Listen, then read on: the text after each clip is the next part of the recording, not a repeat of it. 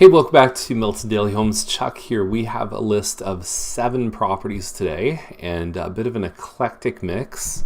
And again, some mistruths we've got here or some hidden facts. So my job is to give you the information that's going to help you make an informed, intelligent decision and things that you don't normally see on MLS. So let's do this. We've got 7 properties.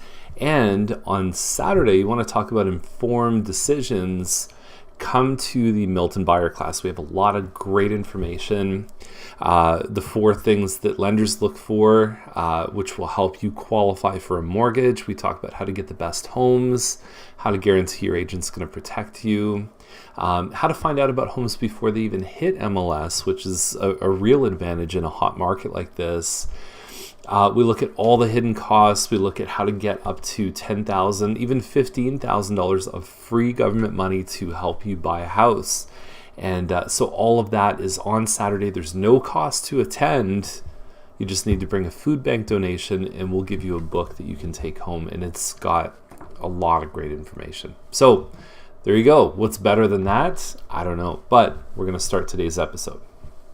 Now, if you're looking for the equivalent of a haunted house look, then this one on Mill Street will do it for you. So it's an old century home, semi-detached, so it's joined by the neighbor. There's a garage in the back, and there's a driveway that's shared with the neighbor on the side, which, by the way, is a great neighbor. I know them, great family.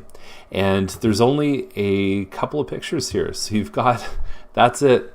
I'm guessing for the size of this one, and it's a 2-bedroom, 1 washroom, but it's 2,000 square feet, which is like a big house, but it's weird to only see the 1 bathroom. Anyway, it can't be very good inside at this price. They're holding back on offers. I haven't seen it in person. It's a 38 by 132 foot lot.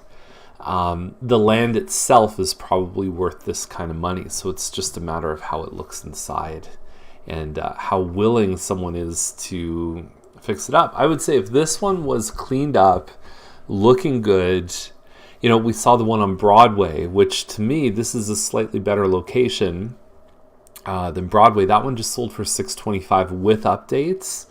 So even if you came in and said this one needs $200,000 worth of work, I feel like if you could get it for this price, you'd be doing really well, because it's not taking the asking price and then saying, okay, well, I'm going to subtract the work off. It's like, what's it going to be worth when it's done, and how much how much money would it take to get it there? And if you can land that price, so purchase price plus improvements, and it's less than the actual finished value, then you're doing well. That's money in your pocket. That's a gain, and that's being a smart real estate entrepreneur. And it's really one of the few ways you can kind of make money in this market, because just buying the move-in ready stuff, it seems like they're just going for huge premiums right now. So LeBlanc Court, $488,950. So it is a 3-story townhouse, and it's 1,541 square feet. So it's a village style, 1 garage. I was last night, 1,536 square feet on Copeland. I was against 15 other offers. And here's how sort of crazy this market's gone, is that the same model that we offered on last night in December sold for $530,000. We put an offer over $600,000 on this one last night, and we lost. I don't know what it sold for.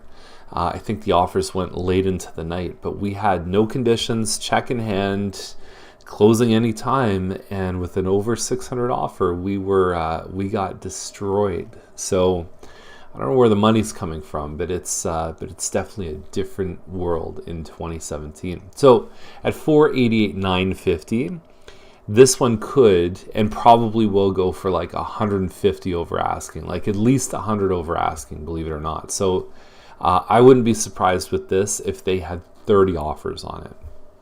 Now this one on Willingdon is 1,338 square feet, $529, and so this one is a few hundred square feet smaller than the one we just discussed. It's set up pretty well. You've got your carpet on the pretty much everywhere. There's no upgraded flooring, but you've got the wainscoting in the rooms. The kitchen looks like it's been clean and tidy. So again, a smaller model than this sold for $570. So we might see this one cross 600. It's really a market where, where I sit with people now and I say, look, I can't tell you what it's going to sell for. I can tell you it should sell above a certain minimum, but the upside is it's almost unimaginable, and it's just surprise after surprise that's happening. So this one on Thompson is not a 1.5 story. It's a 2-story home. Obviously, it's a Mattamy home, $565. It looks like there's one combined living and dining room plus a kitchen and breakfast area. So given the fact it's a semi, there's a couple models it could be, but I'm not sure. I don't want to give you the wrong information here. A third bedroom is 9 feet across, so it's a smaller place, but that price doesn't seem that far off. Now, there's a tenant. This is one thing it doesn't mention in the comments. There's a tenant in the house that has a lease until July 15th. And you cannot kick a tenant out. If they have a lease in place, that takes precedent over the sale. So whoever gets this place, if they want a closing before July 15th, they're going to inherit a tenant. And if they want it after that, then they could request vacant possession. A seller can't guarantee vacant possession, but you can say, I'd like you to stop the lease with them.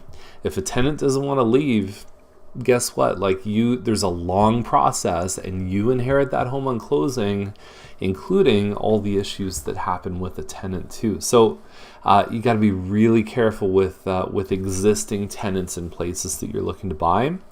Now, they would renew. It says tenant currently pays $1,700 plus utilities. For buying something at $565 and getting income of $1,700, to me, it just doesn't equate.